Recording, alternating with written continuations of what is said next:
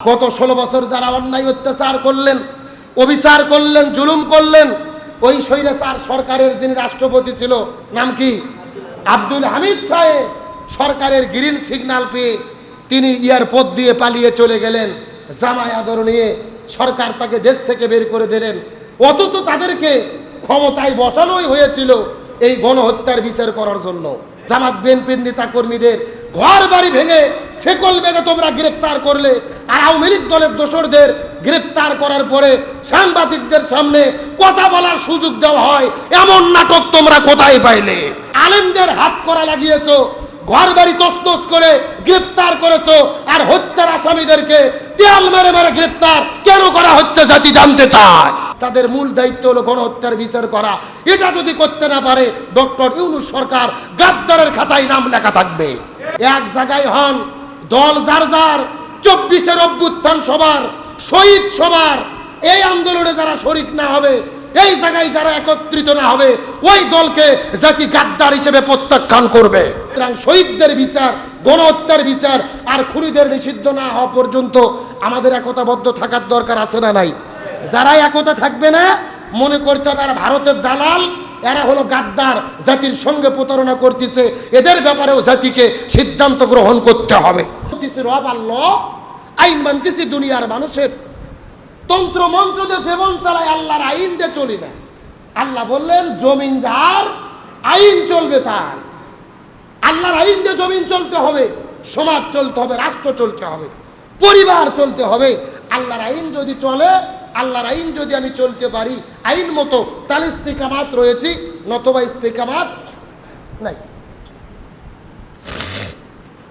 আল্লাহকে মানা বড় কঠিন। রব হিসেবে বলা যত সহজ, করা তত কঠিন। রিজিক দাতা বললে সমস্যা নেই, সৃষ্টিকর্তা বললে সমস্যা নেই, আইনদাতা বললে সমস্যা আছে না নাই? আরো জোরে বলেন। আজকেই যদি বলেন এই বাংলাদেশের জমিনে সৃষ্টি যার, আইন চলবে তার, দুনিয়ার কোনো মানুষের তন্ত্র মন্ত্র মানি না, আল্লাহর কোরআন দিয়ে বাংলাদেশটা চালাতে হবে, এই কথা আপনি বলবেন, আপনার বলতে দেরি, জেলে যেতে দেরি। এখন অবশ্য একটু কঠিন কম হয়েছে, কিন্তু গত 16 বছর যা ছিল, যদি আপনি বলতেন আল্লাহর আইন চাই, সৎ লোকের শাসন চাই, জমিন যার, আইন চলবে তার, বাংলাদেশের আইন মানি না, কোরআনের আইন মানতে হবে, রসুলের আইন মানতে হবে, বিপদ আছে না নাই? আরো জোরে বলেন। সেই স্বৈরাচার বিদায় নিয়ে চলে গেলেন, 16 বছরের অন্যায় অত্যাচার জুলুম করে বিদায় নিয়ে চলে গেছেন। নতুন এক স্বাধীনতা আমরা পেয়েছি। মূলত স্বাধীনতা পেয়েছি মুখে মুখে, প্রকৃত ফলকে আমরা ভোগ করতে পেরেছি।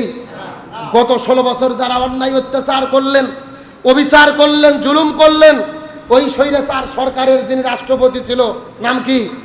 আব্দুল হামিদ সাহেব সরকারের গ্রিন সিগন্যাল পেয়ে তিনি এয়ারপোর্ট দিয়ে পালিয়ে চলে গেলেন। জামাই আদর নিয়ে সরকার তাকে দেশ থেকে বের করে দিলেন। অথচ তাদেরকে ক্ষমতায় বসানোই হয়েছিল এই গণহত্যার বিচার করার জন্য। কথা বলে না কেন? আজকে মনের মধ্যে কষ্ট লাগে। একটা জুতো চোর, ছাগল চোর, ভেড়া চোরের বিরুদ্ধে মামলা হলে হজ উমরা করতে যাইতে পারে না, এয়ারপোর্ট আটকে দেয়।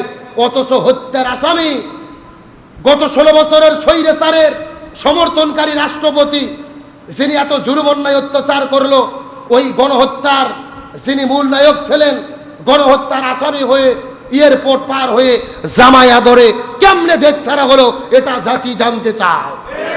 এরা মূলত সরকার হয়ে বসে আছে, কেমনে স্বৈরাচারকে হেফাজত করা যায়, ওদের দলের এমপি মন্ত্রীকে হেফাজত করা যায়, এই এজেন্ডা তারা বাস্তবায়ন করতে চাচ্ছে।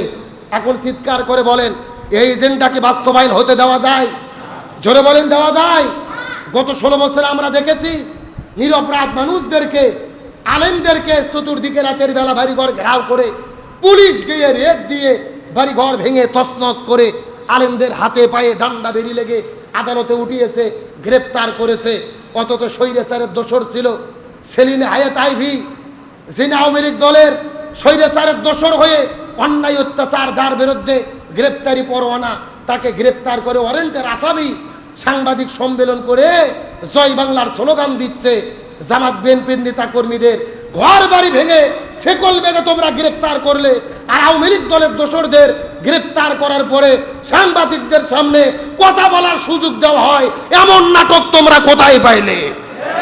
কে রে আসামি গ্রেপ্তার করে সাংবাদিক সম্মেলন করে, এমন ঘটনা দেখছেন? সেলিন হায়াত আইবিকে গ্রেপ্তার করেছে, সন্ধ্যের দিকে গেছে পুলিশ, সারা রাত তার বাড়িতে বসে আছে, ময়না সবাইকে নিয়ে চা বিস্কুট খাচ্ছে, মানে ওখানে জামাই আদর চলতেছে। কত ঘটনা, আসামির বাড়ির পুলিশ বসে থেকে খাচ্ছে চা আর কলা, সারা রাত খেয়ে সকালবেলা গ্রেপ্তার করে নিয়ে যাচ্ছে। সাংবাদিকদের এভাবে সামনে ডেকে জয় বাংলার স্লোগান দিয়ে বাপের বেটি জেলের মধ্যে চলে গেল।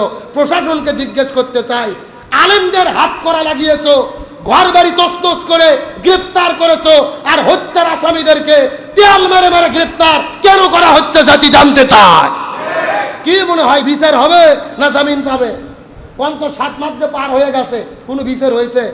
কোন সংস্কার দেখছেন? মিছেই ভাওতাবাজি।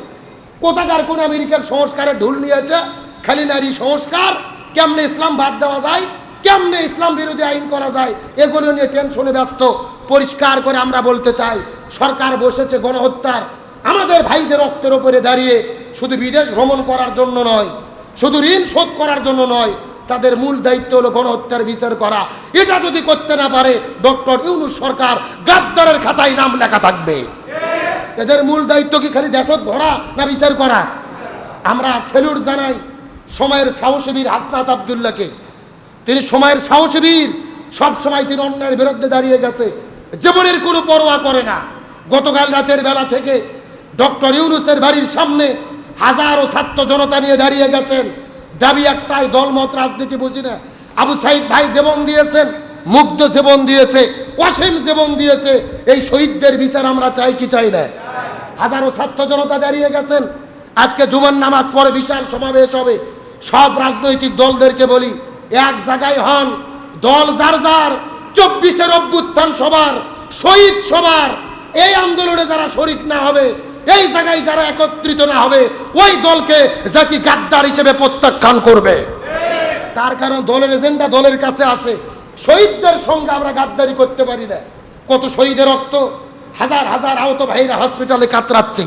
আবু সাইদের বাবা মায়ের কান্না, মুগ্ধর বাবা মার কান্না, অসীমের বাবা মার কান্না, এই যে 1800 ছাত্র জনতা জীবন দিল, এদের বিচার হওয়ার দরকার আছে না নাই? আমরা পরিষ্কার করে বলি, কি সংস্কার করবেন, কি নির্বাচন করবেন, আপনাদের ব্যাপার। গণহত্যা যারা করেছে এদের বিচার করে এই বাংলার জমিন থেকে এদেরকে নিষিদ্ধ করতে হবে। আমরা দেখেছিলাম স্বৈরাচার পালানোর আগে 1 তারিখে বাংলাদেশ জামাত ইসলামকে নিষিদ্ধ করেছিলেন নির্বাহী আদেশে।